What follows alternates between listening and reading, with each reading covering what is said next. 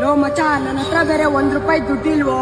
ಮನೇಲಿ ಕೇಳೋಣ ಅಂತ ನೋಡ್ರೆ ಮನೇಲೆ ತುಂಬಾ ಪ್ರಾಬ್ಲಮ್ಸ್ಗಳೈತು. ಎಲ್ಲಾದ್ರೂ ಕೆಲಸ ಮಾಡೋಣ ಅಂತ ನೋಡ್ರೆ ಎಲ್ಲೂ ಕೆಲಸನೇ ಸಿಗ್ತಾ ಇಲ್ವಾ ಮಚ. ಅದಕ್ಕೆ ಡೆಲಿವರಿ ಬಾಯ್ ಕೆಲಸ ಮಾಡೋಣ ಅಂತ ಅನ್ಕೊಂಡಿದೀನಿ.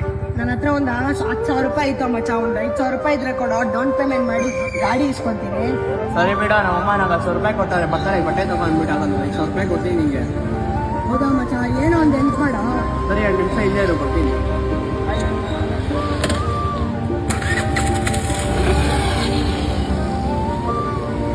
ಎಷ್ಟೊತ್ತಾಯ್ತು, ಇನ್ನು ಬರ್ತಾನೋ ಬರಲ್ವೋ? 2 ನಿಮಿಷ ಅಂತ ಹೇಳ್ಬಿಟ್ಟು ಹೋದೋ, 10 ನಿಮಿಷ ಆಯಿತು ಇನ್ನೂ ಬಂದಿಲ್ಲ.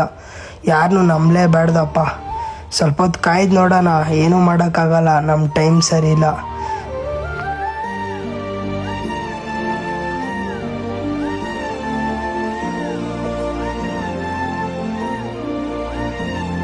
ನೋಡ ಮಚ್ಚ, ₹5,000 ಫಸ್ಟ್ ಗಾಡಿ ಇಸ್ಕೋ. Thank you so much ಮಚ.